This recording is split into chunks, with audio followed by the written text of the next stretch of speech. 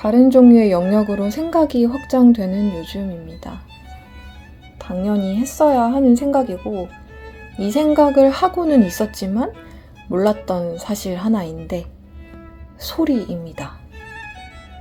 그러니까 음색, 어쩌면 분위기, 어쩌면 청중이겠습니다. 제가 처음 바이올린을 배우기 시작했을 때 보잉을 해서 내는 소리가 굉장히 작았고 음정을 정확히 내는 데 치중을 했었어요. 큰 소리를 내면은 듣기 싫은 여러 잡음이 같이 들리니까 그걸 안 내기 위해서 각고의 노력을 기울여서 깨끗하고 속이 텅텅 비었을 때 정확한 음정을 찾는 데에 연습 시간 대부분을 할애했습니다. 그리고 왼손 음정을 정확히 하는 데 최적화된 기괴한 모양으로 이제 손 모양이 변질이 되면서 이걸 제가 문제로 인식하고 교정을 시작했고 교정하는데 한 3개월 걸렸어요. 지금은 그전만큼 이상한 손 모양은 아니고 어떻게 포지셔닝 해야 되는지는 알게 된 것 같아요. 그런데 선생님은 보잉 이야기를 더 많이 하기 시작했어요, 요새. 어깨 힘을 빼고 등으로 보잉 하라는 얘기들, 그리고 풀 보잉 하라는 얘기, 그러지 않으면 무대에서 소리가 모기처럼 들릴 뿐이라는 얘기.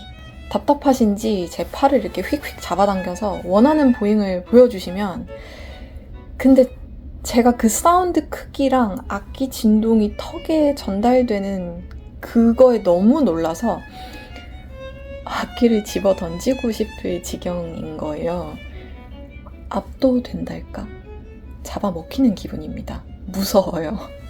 비슷한 경험을 처음 피아노로 했던 적이 있었는데 비창 소나타 1악장 칠 때 피아노에서 했던 경험이에요. 그때가 겨울이었고 비가 많이 안 오잖아요, 겨울에는. 근데 그날 비가 왔어요.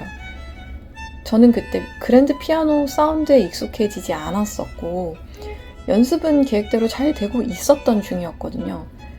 그래서 이제 레슨 1시간 직전에 손을 푸는데 피아노 소리가 너무 큰 거예요. 그래서 무서웠어요.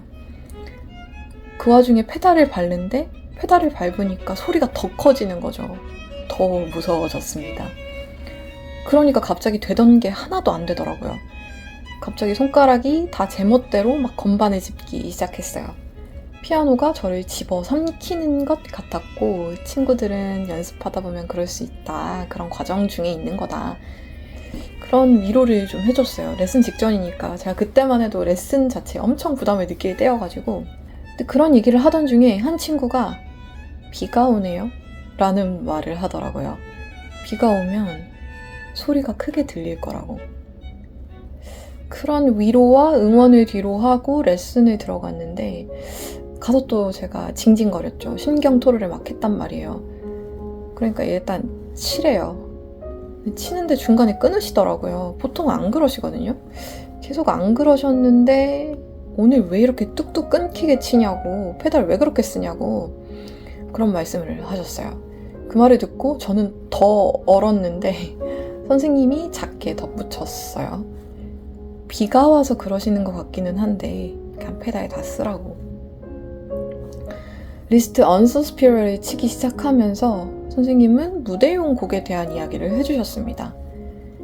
드뷔시 아라베스크나 쇼팽 녹턴을 치는 거랑은 다른 거라는 거예요. 저 멀리까지 화려하게 들리게 치는 완전한 무대용 곡이다, 이건. 그런 말을 해주셨었고 브람스 118-2를 칠 때도 지금 제가 이렇게 연주를 했더니 무대에 암막 커튼 치고 그 뒤에서 듣는 것 같은 소리가 지금 저한테 난다는 거예요. 그런 소리가 나면 안 된다. 또렷한 소리를 내야 된다. 피아노만 제가 했으면 이 말을 이해하는데 더 오래 시간이 걸렸을지도 모르겠어요.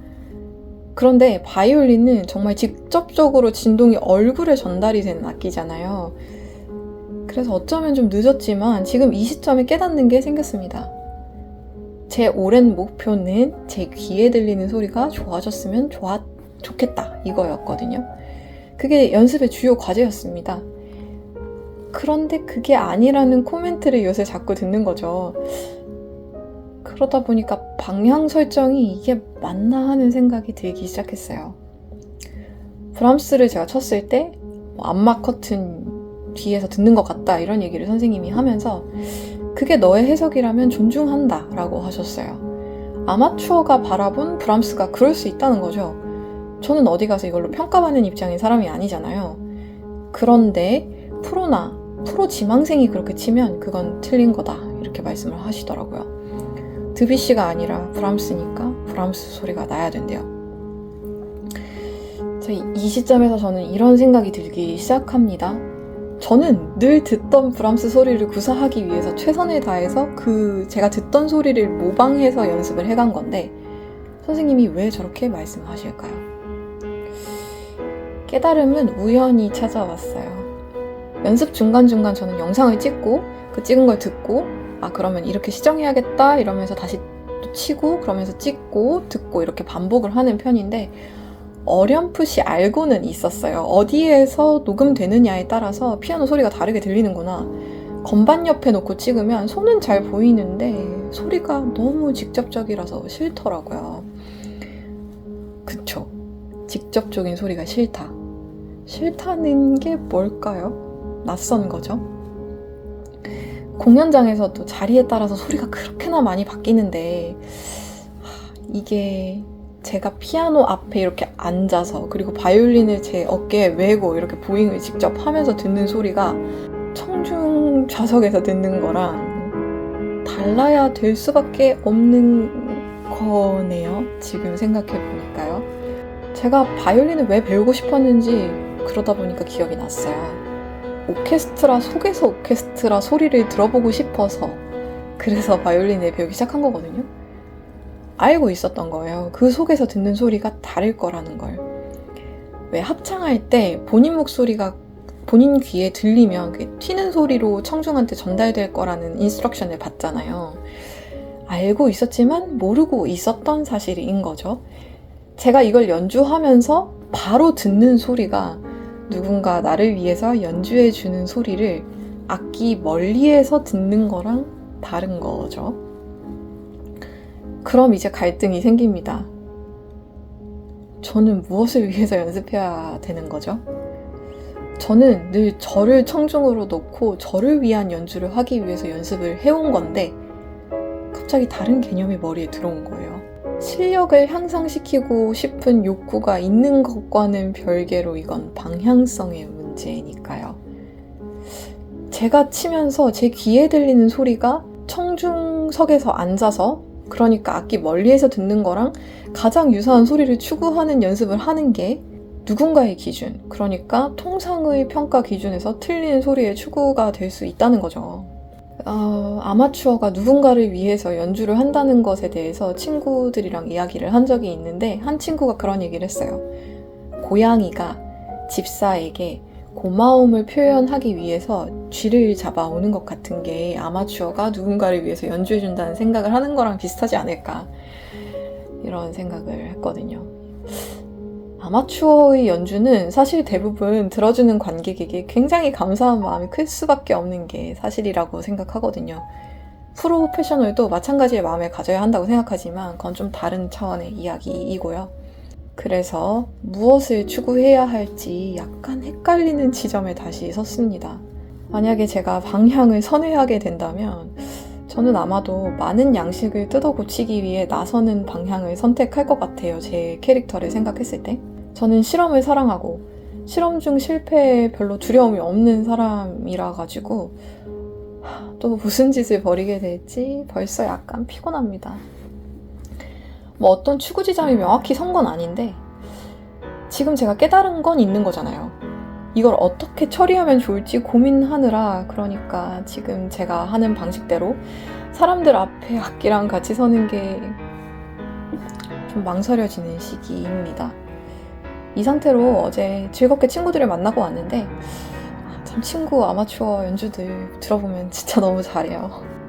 제가 지난 시간 레슨 때 선생님한테 여쭤봤어요.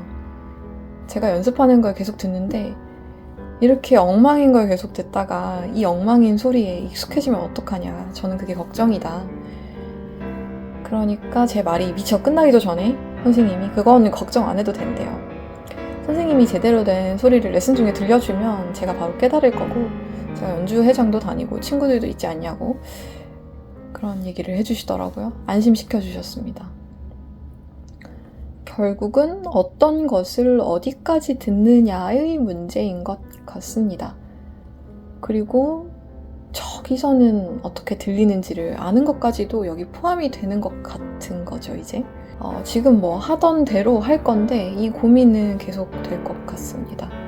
뭘 선택하고 뭘 기획하고 뭘 계획하든지 간에 저는 또 제가 살던 방식대로 살아나갈 것 같습니다. 안 되는 걸 꼭 껴안은 채일지라도 또 살던 대로 살겠죠. 오늘도 들어주셔서 감사합니다.